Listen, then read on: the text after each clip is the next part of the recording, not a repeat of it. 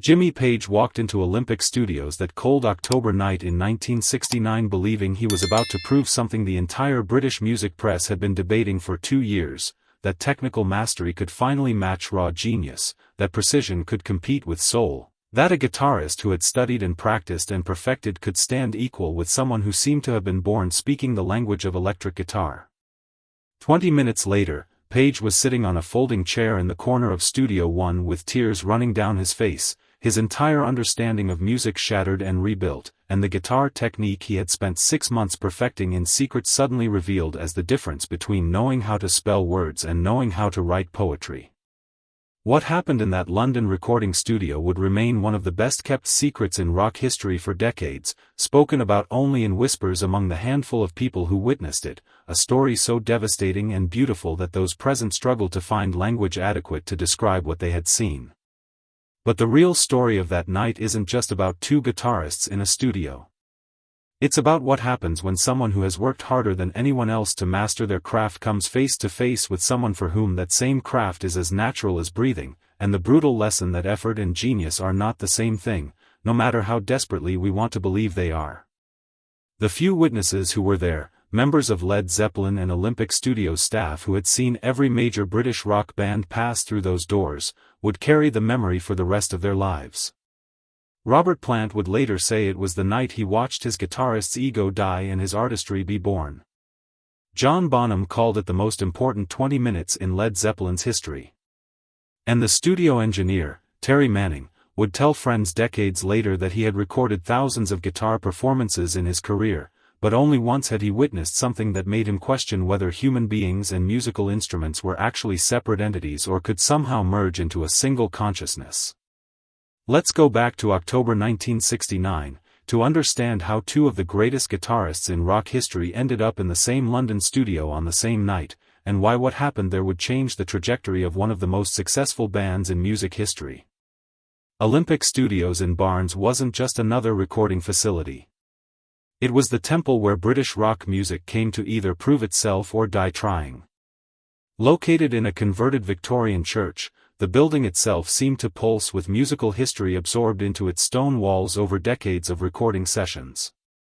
The Beatles had just finished Abbey Road there. The Rolling Stones had crafted their biggest hits in those same rooms. The Who had captured their explosive energy on tape within those walls. Every major British band of the 1960s had walked through those doors, and the building had witnessed more musical ambition, triumph, and devastation than any other location in London.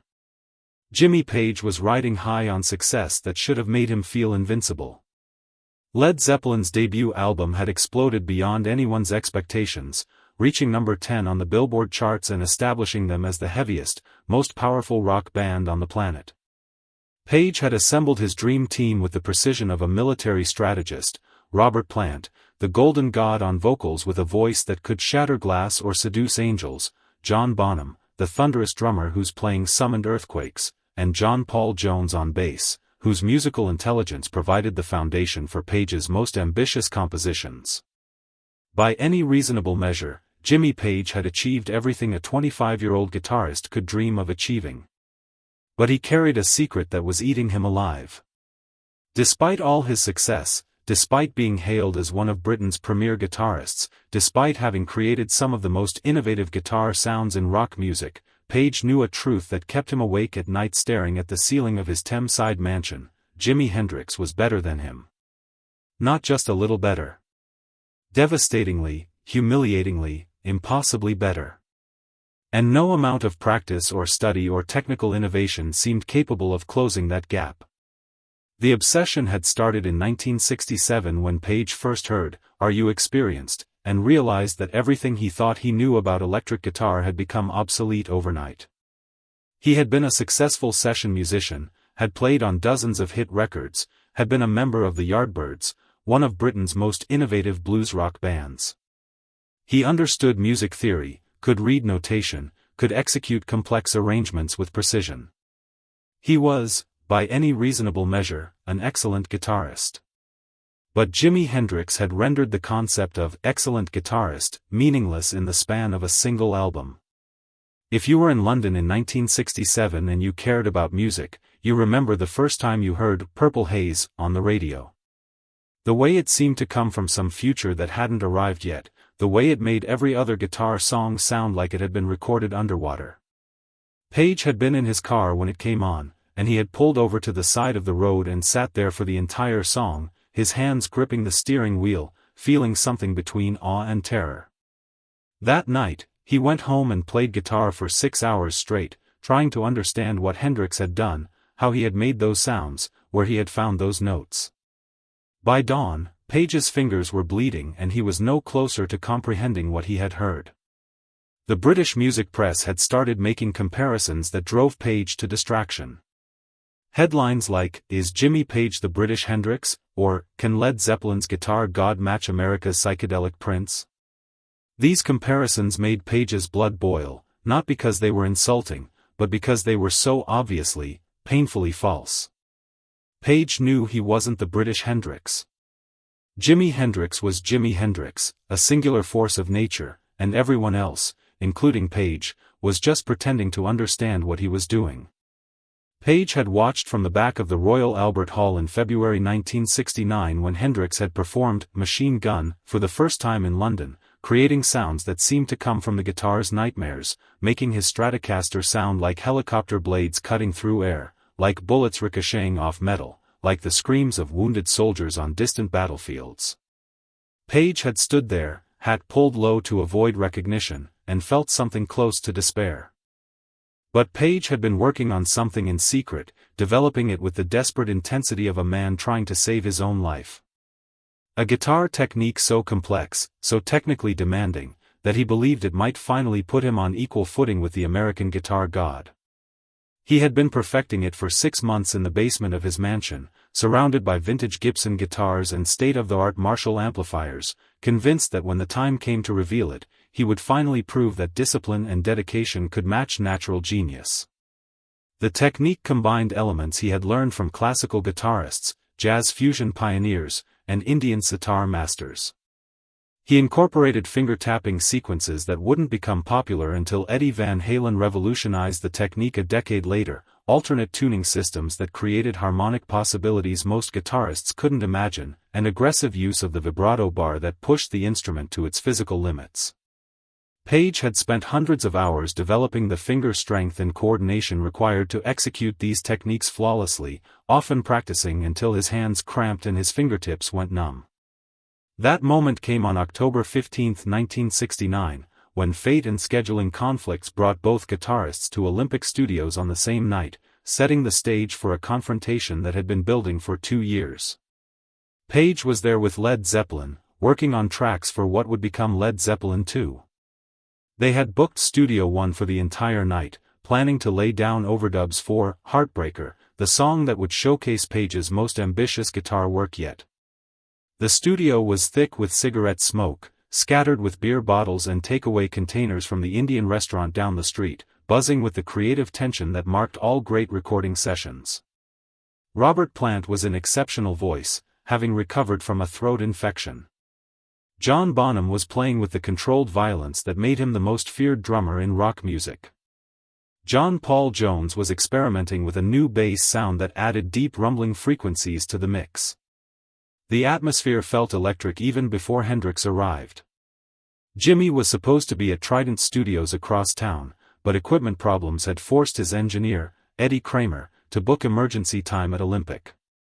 Hendrix arrived around 10 p.m. with just his guitar case and a small Fender twin reverb amplifier, planning to overdub some guitar parts for tracks that would eventually appear on posthumous releases. He was tired from a month of constant touring across Europe, his usually immaculate afro looking slightly disheveled, his psychedelic stage clothes replaced by simple jeans and a worn leather jacket. When Hendrix walked into the Olympic Studios lobby carrying his battered Stratocaster case, Page felt his stomach drop like an elevator with cut cables. This was it. This was the moment he had been simultaneously preparing for and dreading. This was his chance to finally face his demon, to prove to himself and anyone watching that Jimmy Page was more than just a solid British guitarist riding the wave of heavy rock fashion. The two men had met before at industry parties and award shows, exchanging polite conversation and mutual compliments over drinks and canapés. Hendrix was always gracious, asking about Led Zeppelin's touring schedule and genuinely complimenting their innovative sound. Page was usually tongue-tied in Hendrix's presence, managing only brief responses while internally cataloging every detail, looking for clues about his creative process. But there had always been an undercurrent of tension in these encounters, a sense that they were circling each other like gunfighters in a western, waiting for the right moment to draw. When they encountered each other in the hallway between studios, Hendrix smiled with his characteristic warmth. "Jimmy," he said, his voice carrying the gentle quality that had charmed everyone from Brian Jones to Miles Davis. "Working late tonight?" "Yeah, just putting some finishing touches on our new album," Page replied, his voice carrying more edge than he intended. "You?" "Just some overdubs, nothing too exciting," Hendrix said, but Page detected something in his tone, not dismissiveness exactly, but the kind of understatement that suggested whatever Hendrix was working on was probably revolutionary. Page saw his opening and took it with the desperation of a drowning man reaching for a life preserver. "You know, I've been working on some new techniques. Some things that might surprise people who think they know what rock guitar can do." Hendrix raised an eyebrow, sensing the challenge beneath Page's words. "Yeah? I'd like to hear that sometime. How about now?" The invitation hung in the air between them like smoke, visible, intangible, impossible to ignore. Studio engineers and band members who had been pretending not to listen suddenly found reasons to gather in the hallway. Everyone understood that something significant was about to happen. They made their way to Studio One, where Page's equipment was set up in all its intimidating glory. The room had the cathedral-like acoustics that made Olympic Studios legendary, perfect for capturing every nuance of guitar tone from whisper-quiet fingerpicking to earth-shaking power chords.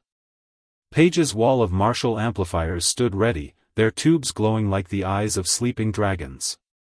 Page picked up his Gibson Les Paul, the sunburst finish worn smooth by countless hours of playing. The guitar felt heavier than usual in his hands, weighted down by the significance of the moment. He plugged in, adjusted his settings with the precision of a surgeon, tweaking the Marshall controls until the tone was exactly what he had been hearing in his head for months. Then he launched into the technique he had been perfecting in secret, the musical nuclear weapon he believed would finally establish his equality with Jimi Hendrix. It was genuinely impressive by any objective standard. Page played complex finger-tapping sequences combined with alternate tuning systems that created harmonic possibilities most guitarists couldn't imagine. His fingers flew across the fretboard with mechanical precision, creating cascading runs that seemed to defy the physical limitations of both the instrument and the human hand. The notes poured out in torrents of technical virtuosity, each phrase more complex than the last, building to crescendos that pushed both the amplifiers and the studio monitors to their limits. The performance incorporated techniques borrowed from classical guitarists like André Segovia, jazz fusion pioneers like Larry Coryell, even elements inspired by Indian classical music that George Harrison had introduced to the rock world. Page had synthesized these influences into something entirely new, a guitar language that spoke in paragraphs where most guitarists managed only sentences. For 4 minutes, Page played with the confidence of a man proving a point that had consumed his thoughts for years. When he finished, the room erupted in applause that was both spontaneous and deeply felt. Robert Plant shouted, "Bloody hell," with genuine surprise. John Bonham shook his head in disbelief, muttering, "Where did that come from?" Even the studio engineers, men who heard incredible guitar playing every day, seemed genuinely impressed. Page set his guitar down with the satisfaction of a chess master who had just executed a long-planned checkmate. He looked at Hendrix expectantly, waiting for the acknowledgement he had been craving since he first heard Purple Haze, and realized rock guitar would never be the same. "That was incredible, man," Hendrix said quietly, his voice carrying genuine admiration. "Really beautiful technique. Where did you learn to do that?" Page felt a surge of triumph that seemed to fill his chest. This was it. This was the moment he had finally earned the respect of the guitar god himself. "Just something I've been working on," Page said, trying to sound casual while internally celebrating. "You know how it is. Always pushing boundaries. Yeah, Hendrix nodded slowly, his expression thoughtful in a way Page couldn't quite interpret. Mind if I try something? The confidence in Page's voice faltered slightly. Sure, of course. But something in Hendrix's tone, something almost apologetic, made Page's stomach begin to tighten with a premonition he couldn't name. Hendrix picked up his Stratocaster with the casual grace of someone handling an extension of his own nervous system. He plugged into one of Page's Marshall stacks without asking about settings. Didn't even bother tuning the guitar despite it having sat in its case for hours in the cold London air. He just stood there for a moment, looking at the instrument as if seeing it for the first time, as if every guitar was a new conversation waiting to begin. Then he started playing and the world changed. What came out of those amplifiers wasn't music in any conventional sense. It was some kind of direct neural transmission that bypassed the ears entirely and went straight to the soul, rewiring the listener's understanding of what 6 strings and a piece of wood could accomplish in the hands of someone who had transcended normal human limitations. Hendrix began with a simple blues phrase, something any competent guitarist could have played, but he imbued it with such emotional intensity that it seemed to contain the entire history of human suffering and redemption compressed into 12 notes.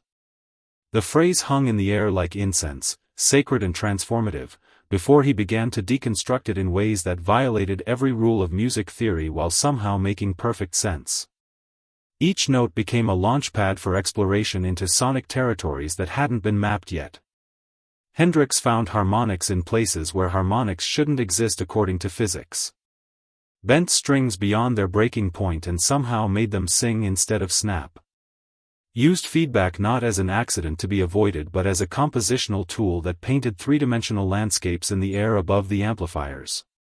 He played Page's finger-tapping technique, absorbing it instantly and making it sound organic instead of mechanical, as if the guitar was growing new fingers in real time. He found the alternate tunings Page had used and improved on them spontaneously, discovering chord voicings that Page hadn't even known existed despite months of exploration. Most devastatingly, he took the very phrases Page had just played, the secret weapon Page had spent countless hours perfecting, and showed how they could be transformed from mere technical exercises into actual music that communicated profound emotional truths. But that wasn't even the most impressive part.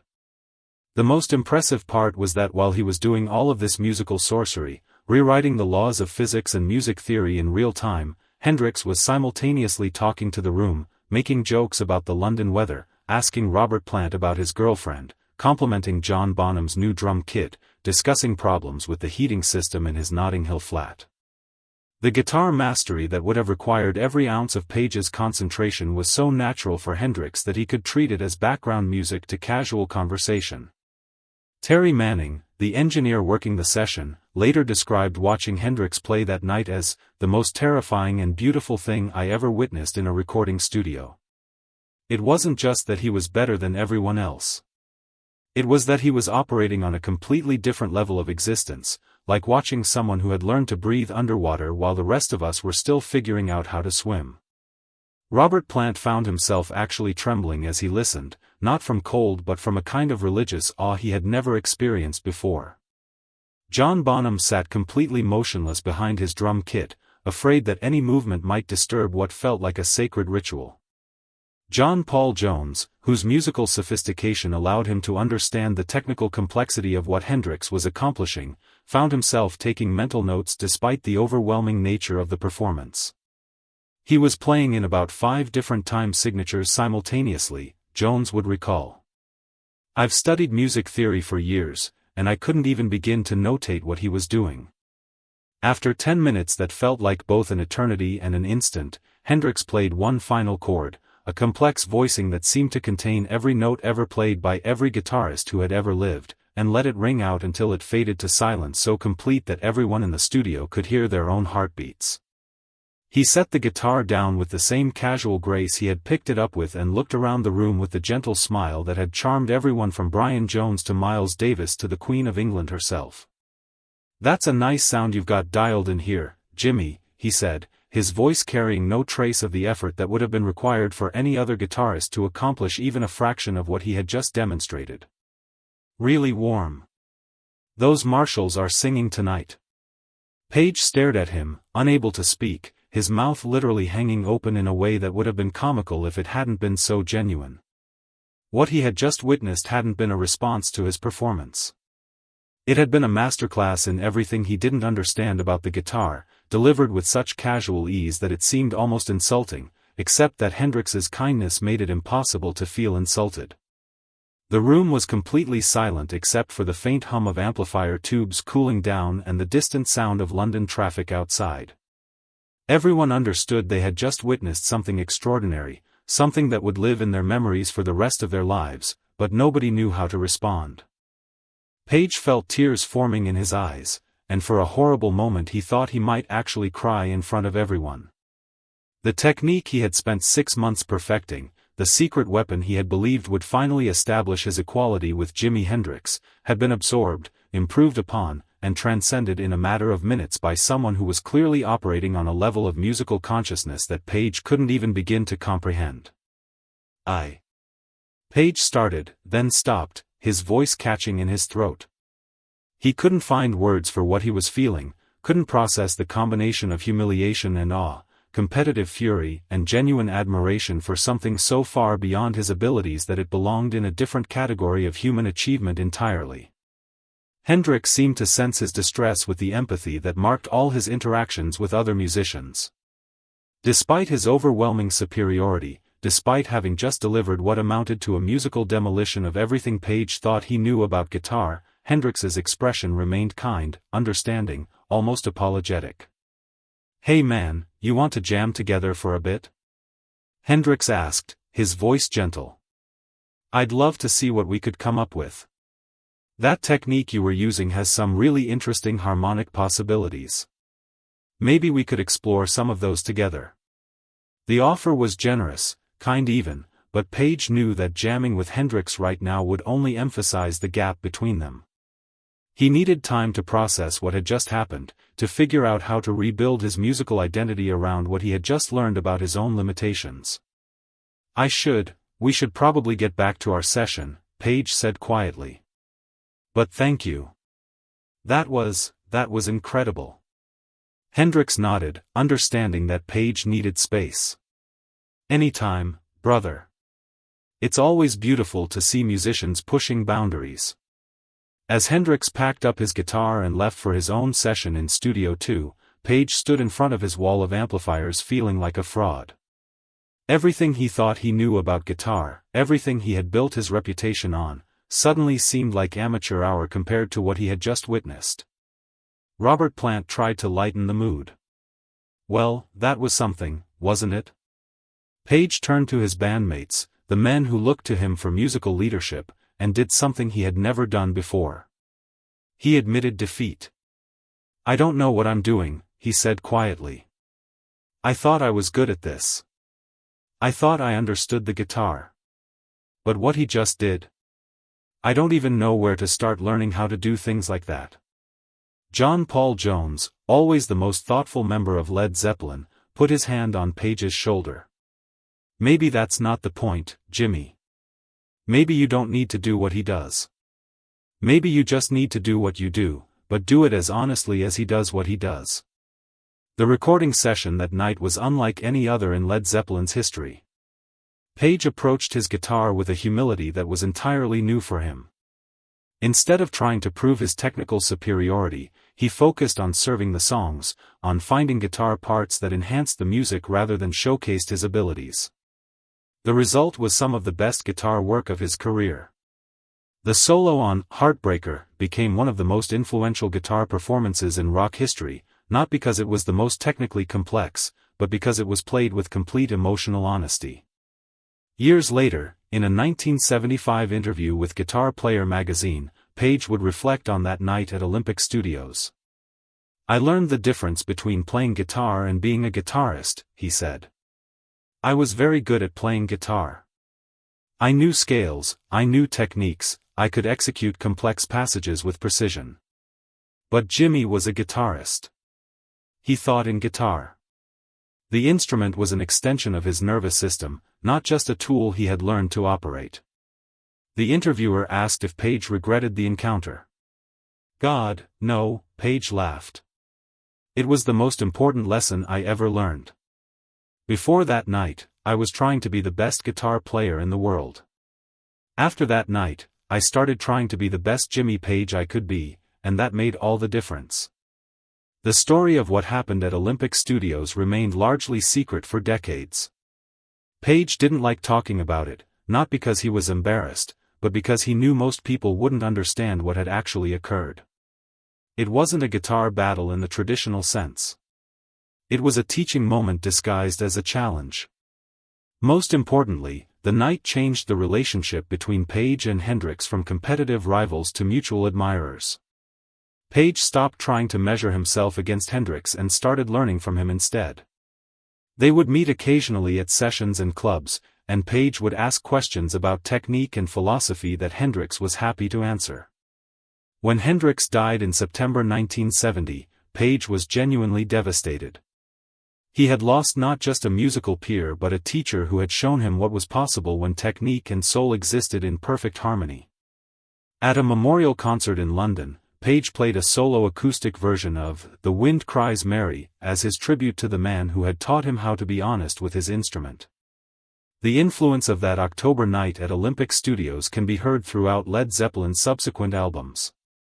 Page's guitar work became less about showcasing his technical abilities and more about creating emotional landscapes that served the songs. Led Zeppelin IV, widely considered their masterpiece, bears the direct influence of the lessons Page learned from Hendrix. The album's guitar work is characterized by emotional depth and sonic innovation rather than pure technical virtuosity. The story of Jimmy Page's encounter with Jimi Hendrix at Olympic Studios is ultimately about the difference between competence and genius, between technical skill and artistic truth. Page learned that night that being the best guitarist in the world isn't about being able to play the most notes or execute the most complex techniques. It's about being able to say something meaningful with your instrument. Page walked into Olympic Studios believing he could prove his equality with Jimi Hendrix through superior technique. He walked out understanding that true musical greatness comes not from competing with other musicians but from finding your own authentic voice and expressing it with complete honesty. Jimmy Page thought he had matched Jimi Hendrix with technical virtuosity. What Hendrix did next showed him that music isn't a competition. It's a conversation. And the most important thing isn't winning that conversation, but having something worth saying.